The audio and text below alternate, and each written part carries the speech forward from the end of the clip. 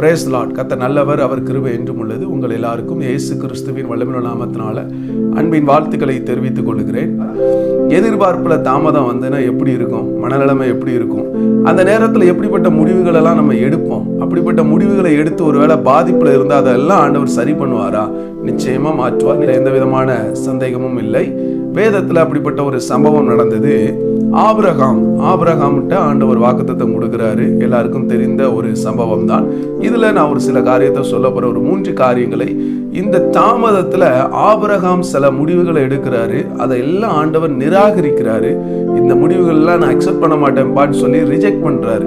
ஒருவேளை உங்க வாழ்க்கையில சில தாமதத்தினால சில முடிவுகளை நீங்க எடுத்து, ஐயோ ஏன் இந்த முடிவு எனக்கு சக்சஸ் ஆகல, ஏன் இந்த தொழில், இந்த வேலை, இந்த காரியம் எனக்கு சக்சஸ் ஆகலன்னு சொல்லி ஒருவேளை நீங்க மனக்குழப்பத்திலையோ ஒருவேளை சோர்வுலையோ நீங்க இருந்தீங்கன்னா இந்த வார்த்தையை நீங்க முழுவதுமாய் கவனிச்சு கேளுங்க. நிச்சயமா அந்த வார்த்தையின் மூலமாக ஆண்டவர் உங்களோட பேசுவார். இந்த ஆபிரகாமுடைய வாழ்க்கையில சில முடிவுகளை எடுத்தாரு. இந்த முடிவுகளை எல்லாம் ஆண்டவர் அக்செப்ட் பண்ணவே இல்லை, நிராகரிச்சிட்டார். நிராகரிச்சதுனால இந்த ஆபிரகாமுக்கு பயங்கரமான ஒரு சோர்வும் ஒரு விதமான காரியங்களும் ஏற்பட்டிருக்கும். ஆனா அதை தேவ பலத்துல இருந்து அதை சரி பண்ணி ஓடினார். அதை எப்படி எல்லாம் செஞ்சாரு அப்படின்னு சொல்லி நான் உங்களுக்கு வேதத்துல இருந்து எடுத்து காட்ட போறேன். ஆபிரகாம்கிட்ட முதலாவது ஆண்டவர் வாக்குத்தத்தம் கொடுக்கிறார். ஆதியாகமம் 12வது அதிகாரம் 2வது வசனம் 3வது வசனத்துல பாத்தீங்கன்னா ஆபிரகாம்கிட்ட சொல்றாரு, ஆபிரகாமே நான் உன்னை பெரிய ஜாதியாக்குவேன், உன்னை பெருக பண்ணுவேன், உன்னை உயர்த்துவேன்னு சொல்லி ஆபிரகாம்கிட்ட ஆண்டவர் வாக்குத்தத்தம் கொடுத்துட்டாரு. எப்பா நீ உன் தேசத்தையும் உன்னத்தையும் விட்டு புறப்பட்டு வா அப்படின்னு சொல்லி வாக்குத்தத்தம் கொடுத்துட்டாரு. இந்த ஆபிரகாம்கிட்ட வாக்குத்தத்தம் கொடுத்த உடனே இந்த ஆபிரகாம் எந்திரிச்சு கிளம்பியாச்சு. இப்ப கிளம்பி போற இடத்துல காரியம் அவன் ஒரு சில தவறை செஞ்சான். அந்த தவறை ஆண்டவர் மாத்துறாரு. அவன் செஞ்ச முடிவை நிராகரிக்கிறாரு. என்ன பண்ணான் தெரியுமா? ஆபிரகாம்கிட்ட ஆண்டவர் சொன்னது, ஆபிரகாமையும் சாராளையும், அதாவது நீ கிளம்பு அப்படின்னாரு. நீன்னா இந்த ஆபிரகாமையும் சாராயும் தான் சொல்றாரு. நீங்க 2 பேரும், அவங்க 2 பேரும் ஒரு குடும்பம். அப்ப ஆண்டவர் சொல்றாரு, நீ கிளம்பி வாப்பா, என்ன நம்பி வாப்பா, நான் உனக்கு காண்பிக்க தேசத்துக்கு போ அப்படின்னு சொல்லி அனுப்பிட்டாரு. இப்ப போன அடுத்த செகண்ட் இவன் ஆபிரகாம் என்ன பண்றாரு, போகும்போது அவன் மட்டும் போகல, அவன் லோத்து தன் சகோதரனுடைய குடும்பத்தையும் சேர்த்து கூட்டு போயிட்டான். இதனால ஆண்டவருக்கு அந்த காரியம் பிரியம் அல்ல. ஆண்டவர் உடனே எப்பா நீ லோத்துவை கூட்டு போகாதப்பான்னு சொல்லல. அந்த லோத்துவை அப்படியாப்பா நீ கூட்டு போயிட்டியாப்பா, விடுப்பா நான் பாத்துக்கிறேன் அப்படின்னு சொல்லிட்டு இந்த லோத்துவை கூட்டு போனதுனால அவனுக்கு பிரச்சனை தான் வந்ததே தவிர இந்த லோத்துவை வச்சு அவனால சந்தோஷமா இருக்க முடியல. இப்ப லோத்துவை கூட்டு போயாச்சு. கூட்டு போயிட்டு அங்க போய் நிக்கிறான். சில காரியத்தின் நிமித்தமாக மனக்கசப்புகள், அந்த லோத்துவுக்கும் அந்த ஆபிரகாமுக்கும் சில காரியத்தின் நிமித்தமாக மனக்கசப்பு வருது. ஆதியாகமம் 13வது அதிகாரம் 6வது வசனம் 7வது வசனத்தை படிச்சு பாத்தீங்கன்னா அந்த லோத்துடைய ஒரு பிரச்சனை வருது. ஆபிரகாம் முடிவு எடுக்கிறாரு. முடிவு எடுத்து, எப்பா நம்ம 2 பேரும் சேர்ந்து இருந்தா ஒப்பேராது, நீ உனக்கு எந்த தேசம் பிடிக்குதோ நீ போப்பா அப்படின்ட்டாரு. இப்போ லோத்து ஒரு டைரக்ஷனை செலக்ட் பண்ணிட்டு எனக்கு இந்த தசை போதும் அப்படின்னு சொல்லிட்டு ஒரு செழிப்பான இடத்தை பார்த்து போயிட்டார். ஆண்டவர் நினைச்சிருந்தா எப்பா லோத்துவ நீ விடுப்பா அப்படின்னு சொல்லி இந்த டைரக்டா சொல்லியிருக்கலாம். ஆனா சொல்லல. அவன் முடிவு எடுத்ததை அவனை வச்சே சரி பண்றாரு. சில நேரத்துல நீங்க எடுக்கிற முடிவுகளை சில நேரத்துல ஆண்டவர் உங்களை அழைச்சிருக்கிறாரு, உங்களை கொண்டு போகிற ஒரு திட்டத்துக்கு நேரா கொண்டு போறாரு, ஒரு பிளெஸிங்க்கு நேரா கொண்டு போறாருன்னா அதை நீங்க சுதந்திரிப்பதற்காக, நீங்கள் அதை அனுபவிப்பதற்காக ஆண்டவர் கொண்டு போறாரு. அதுல நீங்க வேற யாரையோ இழுத்தீங்கன்னு சொன்னா உங்களை வச்சே துரத்தி விடுவாரு. அதனால என்ன நடக்கும்? உங்களுக்கும் அவங்களுக்கும் சில மனக்கசப்புகளும் சில காரியமும் சோர்வும் தான் உங்க இருதயத்துல ஏற்படும். இந்த லோத்துவை கூட்டு போனா அங்க அடுத்த செகண்ட் அவனே ஆபிரகாமே முடிவெடுத்து மாத்தியாச்சு. மாத்தின உடனே கிளியர் பண்ண பிறகு ஆண்டவர் பேசுறார். ஆதியாகமம் 14வது அதிகாரத்துல 14வது வசனத்துல இருந்து 17வது வசனத்தை படிச்சு பாத்தீங்கன்னா அந்த லோத்து ஒரு டைரக்ஷனை பார்த்து செலக்ட் பண்ணிட்டு போயிட்டான்.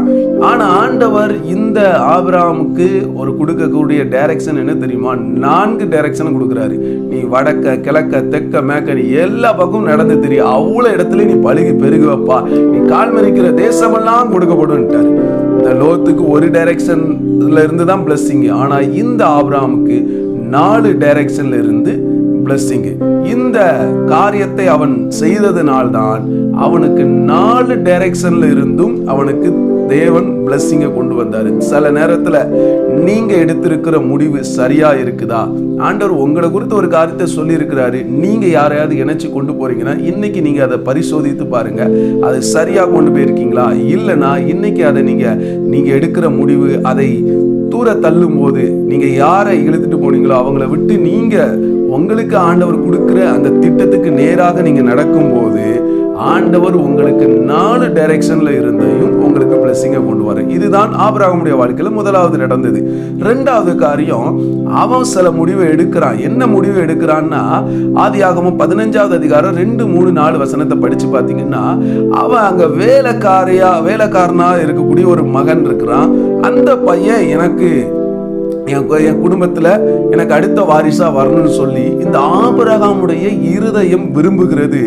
இதனால இதை ஆண்டவர்கிட்ட பேசுறான். ஆண்டவர்கிட்ட சொன்ன உடனே அடுத்த செகண்ட் ஆண்டவர் அந்த திட்டத்தை ஏற்க மறுக்கிறார், நிராகரிச்சிட்டாரு. எப்பா ஆபிரகாமே, இல்லப்பா, நான் உனக்கு தரக்கூடிய சந்ததியை நிச்சயமா தருவேன், அதுதான் உனக்கு பிளஸிங், அதுதான் என்னுடைய திட்டம், இதெல்லாம் என் திட்டம் கிடையாது. எப்போதுமே நீங்க தேவ திட்டத்தை முடிவு செய்யக்கூடாது. அப்படி முடிவு செஞ்சா என்ன நடக்கும்? ஆண்டவர் நிராகரிச்சிருவாரு. நிராகரிச்சா என்ன நடக்கும்? சோர்வு தான் வரும். நீங்க அதே மாதிரி தேவ திட்டத்தை கெஸ் பண்ண முடியாது. இவன் ஆபிரகாம் ஒரு கெஸ்ஸிங்ல ரைட், ஓகே நம்ம கெஸ் பண்ணது கரெக்டா இருக்கும், இந்த மகன் தான் எனக்கு வாரிசுன்னு சொல்லி இவன் கெஸ் பண்ணான். ஆனா ஆண்டவர் அதை ஏற்கல. சில நேரத்துல நீங்களும் உங்க வாழ்க்கையில கெஸ் பண்ணலாம், ஒருவேளை இது எனக்கு கரெக்டா இருக்கும், இந்த துணை கரெக்டா இருக்கும், இல்லைன்னா இந்த வேலை கரெக்டா இருக்கும், இல்லைன்னா இதுக்கு அப்படின்னு சொல்லி பலவிதமான கெஸ்ஸிங்ல நீங்க தேவ திட்டத்தை நீங்க முடிவு பண்ணி அதுல போய் ஒருவேளை சிக்கிட்டு கிடந்தீங்கன்னா இன்னைக்கு ஆண்டவர் சொல்றாரு, அதை தூரத்துக்கு ஏறிங்க. அது தேவ திட்டம் அல்ல. கெஸ்ஸிங்ல வர்றது தேவ திட்டம் அல்ல. தேவ திட்டம் என்பது அவர் விசுவாசத்தின் மூலமாக பெற்றுக்கொள்ளக்கூடிய காரியம்தான் தேவ திட்டம். இந்த ஆபிரகாம் விசுவாசிச்சு ஆண்டவரை நம்பி ஓடினா, இப்போ ஒரு விதமான கெஸ்ஸிங், ரைட், ஓகே அப்ப இது கரெக்டா இருக்கும் அப்படின்னு சொல்லி அவன் ஒரு கெஸ்ஸிங் பண்ணி தேவ திட்டத்தை முடிவு பண்றான். ஆண்டவர் தூக்கி தூர எஞ்சிட்டாரு. தூரத்துக்கு வைடா, நான் உனக்கு கொடுத்த திட்டம் நிறைவேறும், அது நிச்சயமா சில காலங்கள் கழிச்சு நிறைவேறு சொல்லிட்டாரு. அதே மாதிரிதான் உங்க வாழ்க்கையில நீங்க என்ன முடிவு பண்ணிருக்கீங்க? சில நேரத்துல ஆண்டவர் சில காரியத்தை சொல்லி அதை கொஞ்சம் தாமதிக்கிற நேரத்துல இல்ல ரைட்டு, எனக்கான கரெக்டான காரியம் இதுதான் எனக்கு அப்படின்னு சொல்லி நீங்க ஒரு வேளை முடிவு பண்ணியிருந்தீங்கன்னா இன்னைக்கு உங்களை பரிசோதித்து பாருங்க. அப்படி முடிவு பண்ணியிருந்தீங்கன்னா இன்னைக்கு அதை நிராகரிச்சு அதை தூர தூக்கி வச்சுட்டு ஆண்டவரை நோக்கி இருங்க. நிச்சயமா ஆண்டவர் பெரிய காரியத்தை செய்வார். இதனால என்ன நடந்துச்சு?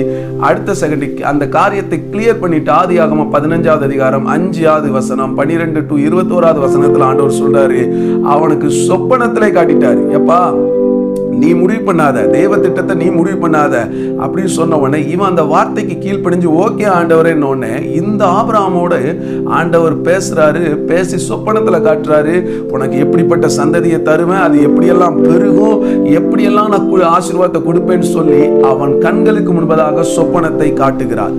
அப்ப அடுத்த செகண்ட் அவன் முடிவை ஆண்டவர் மாற்றி அவனுக்குள்ள காரியத்தை கொண்டு போறாரு. அடுத்தது 3வது காரியம், இந்த ஆபிரகாமுக்கு 2 முடிவையும் இவனா எடுத்தான்.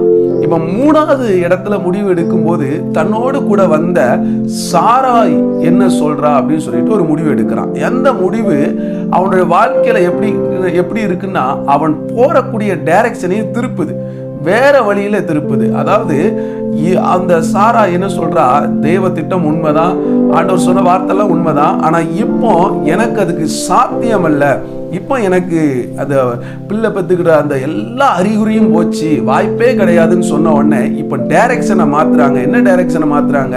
நீ ஆகார் மூலமாய் தேவ திட்டம் நிறைவேறட்டும் சொல்லிட்டு ஆகாரை கொண்டு போய் சாராய் கொடுத்த உடனே இந்த ஆபிரகாமுக்கும் வேற வழி இல்லாம ரைட், ஓகே நம்ம சொன்ன கரெக்ட் தான்ப்பா அப்படின்னு சொல்லிட்டு அந்த முடிவை அக்செப்ட் பண்ணிட்டு நம்ம 2 முடிவு எடுத்தோம், அதை ஆண்டவர் நிராகரிச்சிட்டாரு. இப்ப 3வது ஒரு முடிவு நம்ம கூட வந்த துணைதனை சொல்றது, ஓகே நம்ம இதை எடுத்துருவோம், எடுத்து நம்ம ட்ரை பண்ணி பார்க்கலான்ட்டு அவன் அந்த காரியத்தை அந்த டைரக்ஷனை திரும்பினதுனால அவனுக்கு கிடைச்சது பிளெஸிங் நினைக்கீங்களா? இல்ல, பெரிய பாதிப்பு. இஸ்மவேல் நாள் பெரிய பாதிப்பு, இன்னைக்கு வரைக்கும் அது பெரிய பாதிப்பா தான் இருக்குது. யார் இந்த ஆகாரை தூக்கி கொடுத்தாலோ அதே ஆகார் நிமித்தமாய் அந்த சாராய் அவமானப்படுத்தப்படுகிறாள், நிந்தைக்குள்ள போறா, ஏமாற்றத்துக்குள்ள போறா, கண்ணீர் சிந்துறா, சமாதானம் இழந்து போகுது.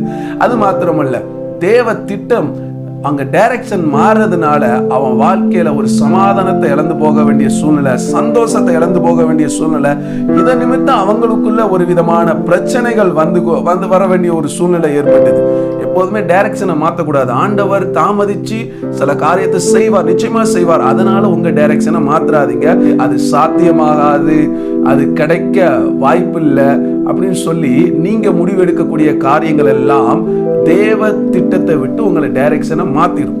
ஏன் இந்த டைரக்ஷனை அவங்க எடுத்தாங்கன்னா, அவங்களுக்கு தெரிஞ்சு போச்சு காரியம் சாத்தியமாகாது, இனிமே காத்திருந்து வேஸ்ட் தான், கிடைக்க வாய்ப்பு இல்லைன்னு சொல்லி டைரக்ஷனை மாத்தினாங்க. அதனால பெரிய விளைவு தான் வந்துச்சு. அதே மாதிரிதான் நம்ம வாழ்க்கையிலையும் ஆண்டவர் ஒரு காரியத்தை சொல்லி இருக்கிறாரு, செய்வேன்னு சொல்லி இருக்கிறாரு. அதனால கொஞ்சம் தாமதம் ஆகுது. இதனால நீங்க எடுக்கக்கூடிய முடிவுகள் என்ன? இதனால நீங்க ரைட், ஓகே, இனி இந்த காரியம் சக்சஸ் ஆகாது, இந்த காத்திருந்து வேஸ்ட் தான், இனி இந்த வேலை எனக்கு கிடைக்க வாய்ப்பு இல்லை, இதுல நான் சக்சஸ் ஆக வாய்ப்பு இல்லைன்னு சொல்லிட்டு டைரக்ஷனை மாத்தினீங்கன்னா அதனால பெரிய விளைவு தான் வரும். உதாரணத்துக்கு ஒரு காரியத்தை சொல்றேன். ஆண்டவர் ஒரு வீடு தர்றேன்னு சொல்லி இருக்கிறாரு. எப்பா கொஞ்சம் காத்திருப்போம், உனக்கு கடனே இல்லாம வீடு தருவேன்னு சொல்லி இருக்கிறாரு. நீங்க அவசரப்பட்டு அவங்க லோன் வாங்கி வீடை கட்டினாங்க, எனக்கும் லோன் வாங்கி வீடை நான் கட்டிடுவேன், இல்லை நான் வாகனத்தை வாங்கிடுவேன்னு சொல்லிட்டு அப்படி பண்ணினீங்கன்னா அது நிமித்தமாக உங்க வாழ்க்கையில இருக்கக்கூடிய சமாதானம் குலைக்கப்படும், சந்தோஷம் குலைக்கப்படும். 3 மாசம் நீங்க லோனை கட்டலைன்னா அடுத்த செகண்ட் அந்த வீடை பேங்கார எடுத்துட்டு போயிடுவான். அதனாலதான் சில நேரத்துல முடிவுகளை எடுக்கும் போது ரொம்ப கவனமா இருக்கணும். டைரக்ஷனை திருப்பவே கூடாது. ஆண்டவர் கொண்டு போற டைரக்ஷன்ல பல பாதிப்புகள் இருக்கும், பல வறட்சியான சிச்சுவேஷன் இருக்கும், பல தாமதங்கள் இருக்கும். ஆனா அதுக்கு பின்னாடி நீங்க எந்த அளவுக்கு வறட்சியை அனுபவிச்சீங்களோ, எந்த அளவுக்கு தாமதத்தை அனுபவிச்சீங்களோ, அதுக்கு ஒட்டுமொத்தமான சமாதானத்தை, சந்தோஷம் நிறைந்த ஆசீர்வாதத்தை உங்க கையில ஆண்டவர் கொண்டு வந்து தருவாரு. அது எப்ப நடக்கும்? அந்த தாமதத்துல நீங்க எதுவும் முடிவு பண்ணாதீங்க. இந்த 3 முடிவுகளை இந்த ஆபிரகாம் எடுத்ததுனால இந்த 3 முடிவுகளின் நிமித்தமாக அவன் வாழ்க்கையில மிகப்பெரிய பாதிப்பு தான் வந்துச்சே தவிர அவன் வாழ்க்கையில ஒரு சந்தோஷத்தை கொண்டு வரல. ஆனா தேவன் அதுக்கப்புறம் ஒரு முடிவெடுத்து ஒரு காரியத்தை செய்யறாரு. அந்த காரியம் இவன் எடுத்த முடிவெல்லாம் கிளியர் பண்ணின பிறகு சில வார்த்தைகள் ஆண்டவர் பேசுவார். அதே மாதிரி ஆதியாகமம் 17வது அதிகாரத்துல ஆண்டவர் சொல்றார், 1-7 வசனம், 15-16 வசனங்கள் எல்லாம் படிச்சு பாத்தீங்கன்னா, இனி நீ ஆபிரகாம் கிடையாது ஆபிரகாம், இனி நீ சாராய் கிடையாது சாராள் அப்படின்னு சொல்லி பேரைய மாத்திட்டார். ஏன்னா இவன் முடிவு பண்ண காலம் எல்லாம் ஆபிரகாமாய் முடிவெடுத்தான். இப்போ ஆபிரகாமாய் தேவன் அவனுக்கு ஒரு முடிவு எடுக்கிறார். இனி நீ ஆபிரகாம், உனக்கு சந்ததியை தருவேன்னு சொல்லிட்டு அதுக்கப்புறம் ஈசாக்க கொடுக்கிறாரு. பெஸ்டான ஆசீர்வாதமான ஒரு மகன் ஆண்டவர் கொடுத்தார். ஈசாக்கு தகப்பன் தாய்க்கு கீழ்ப்படிந்த ஒரு நல்ல ஒரு ஆசீர்வாதம் நிறைந்த ஒரு மகனாய் அந்த ஆபிரகாமுக்கும் சாராளுக்கும் இருந்தான். நல்லா கவனிச்சுக்கோங்க. ஆண்டவர் சில நேரத்துல நீங்க பண்ற திட்டத்தை மாற்றுவார். அதனால நீங்க சோர்ந்து போகாதீங்க. ஏன்னா அப்படி திட்டத்தை மாற்றுறாருன்னா அந்த காரியத்துல ஆண்டவருக்கு விருப்பம் இல்லை என்று சொல்லிதான் அர்த்தம். வேதத்துல அந்த ஆபிரகாமுடைய வாழ்க்கையில அப்படிதான் நடந்தது. கர்த்தர் எனக்கு செய்வாரியா, கர்த்தர் எனக்கு தருவாரியா அப்படின்னு சொல்லி பயங்கரமான எதிர்பார்ப்போடு இந்த ஆபிரகாம் போனாரு. ஆனா 25 வருஷம் தாமதம். இந்த 25 வருஷம் தாமதத்துல அவன் சில முடிவுகளை எடுத்தான். ஆனா ஆண்டவர் அவன் எடுத்த முடிவுகளின் நிமித்தமாய் திட்டத்தை மாற்றல, அவனை தான் மாற்றினார். நீங்க எடுத்த ஆபிரகாம் எடுத்த முடிவுகள் எல்லாம் பாத்தீங்கன்னா ஆண்டவர் ஆபிரகாமை மாற்றிக்கிட்டே இருந்தாரு. ஆனா ஆபிரகாமுக்கு வைத்திருந்த திட்டத்தை மாற்றவே இல்லை. கடைசி வரைக்கும் அவனை கொண்டு போய் அந்த திட்டத்தை நிறைவேற்றினார். அதே மாதிரி அந்த ஆபிரகாம் எடுத்த முடிவுகளின் நிமித்தமாய் அந்த ஆபிரகாமை திட்டத்தை விட்டு தள்ளவும் இல்லை. அவனை சில காரியத்தை பேசி அவனை சரி பண்ணி அவனை முன்னோக்கி கொண்டு போனார். அதே மாதிரி ஆண்டவர் உங்களை குறித்து வைத்திருக்கிறதான திட்டத்தை நோக்கி நீங்க போகும்போது நிச்சயமாய் அதற்கு பிளெஸிங்க பார்ப்பீங்க. தேவன் இந்த உலகத்துல நம்மளை கொண்டு போய் என்னையா திட்டம் வச்சிருக்கிறார் நினைக்கீங்களா? நம்மளை அவரோடு கூட பரலோகத்துக்கு கொண்டு போய் நம்மளை வாழ வைக்கிறது தான் நம்ம வாழ்க்கையில அவர் வைத்திருக்கிற பெரிய திட்டம். அந்த திட்டத்தை நீங்க எப்போதுமே நினைச்சு அதை வச்சு நான் ஆண்டவர் இவ்வளவு பெரிய திட்டத்தை என் கூட என் மேல வச்சிருக்கிறார்னா நிச்சயமா இந்த பூமியில என்ன வெக்கப்பட விடமாட்டாருங்கிற அந்த நம்பிக்கையோடு நீங்க கடந்து போங்க. நிச்சயமா ஆண்டவர் உங்களுக்கு அவமானப்பட விட மாட்டார், தலகுனிய விட மாட்டார், மேன்மையான ஆசீர்வாதத்தை காணப்படுவார். ஏன்னா இந்த ஆபிரகாமுக்கு கானான் வரக்கூடிய கானானை நோக்கி குறித்ததான திட்டத்தை தான் ஆண்டவர் வச்சிருந்தாரு. அந்த கானானை நோக்கி அவன் போகும்போது அவன் வாழ்க்கையில இந்த பூமியில வாழ்ந்த நாட்கள் எல்லாம் அவனுக்கு மிகப்பெரிய ஒரு ஆசீர்வாதத்தை ஆண்டவர் கொண்டு வந்து கொடுத்தாரு. அதே மாதிரி பரம கானானாகிய பரலோக ராஜ்யத்துல என்னை கொண்டு போய் வைக்கிறது தான் என்ன என் மேல வச்சிருக்கிற ஆண்டவர் வச்சிருக்கிற மிகப்பெரிய திட்டம் அப்படின்னு சொல்லி நீங்க புரிஞ்சுக்கிட்டு போகும்போது இந்த உலகத்துல ஆண்டவர் உங்களை குறித்து என்னென்ன பிளான், என்னென்ன ஆசீர்வாதம் உங்களுக்கு கொடுக்கணும்னு வச்சிருக்கிறாரோ அது எல்லாம் உங்க கைகள்ல வந்து சேரும். அது எல்லாம் உங்க வேலையில, உங்க குடும்பத்துல, உங்க ஊழியத்துல, உங்க வாழ்க்கையில வந்து சேரும்.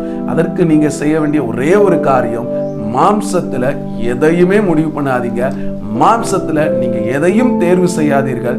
நீங்க ஆண்டவர் மேல வச்சுட்டு எனக்கு பிரியமான காரியம் உமக்கு பிரியமாய் செய்யப்படட்டும் சொல்லி அவர் கையில ஒப்பு கொடுத்துட்டு கடந்து போங்க. அவர் சில நேரத்துல சில தாமதத்தை கொண்டு வரும்போது, சில காரியம் நம்மளை விட்டு இழக்கப்படும் போது நீங்க சோர்ந்து போயிடாதீங்க. அவர் அதை இழக்க பண்றாருன்னா ஆண்டவர் அதை விட்டு நம்மளை வந்து கிளியர் பண்ணி தேவ திட்டத்திற்கு நம்மளை கொண்டு போறாருன்னு அர்த்தம். ஏன்னா ஃபர்ஸ்ட் அந்த ஆபிரகாமுடைய வாழ்க்கையில அந்த கூட போன லோத்துவை கிளியர் பண்ணாரு. அவன் எடுத்த அந்த வேலைக்கார பையனை வச்சு நம்மளுக்கு சந்ததி வரணும்னு சொல்லி நினைச்சதை கிளியர் பண்ணாரு. ஆகார கிளியர் பண்றாரு. அதுக்கப்புறம் ஆண்டவர் ஈசாக்க கொடுத்தாரு. அதே மாதிரிதான் சில நேரத்துல நம்ம எடுக்கிற முடிவெல்லாம் அவர் கிளியர் பண்ணும்போது நீங்க சோர்ந்து போகாதீங்க. ஒருவேளை சோர்வு வரும், கலக்கம் வரும், கண்ணீர் வரும். ஆனா அதை வச்சு நீங்க முடிவு பண்ணி பின்னோக்கி போயிடாதீங்க, முன்னோக்கி போங்க.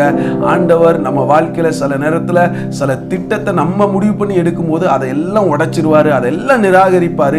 அவர் வச்சிருக்கிற திட்டம் நம்ம வாழ்க்கையில நிச்சயமா நிறைவேறும். அதற்கு நீங்க செய்ய வேண்டியது ஒன்னே ஒண்ணுதான், ஆண்டவரே நீங்க என் மேல வச்சிருக்கிற திட்டம் நிறைவேறட்டும்.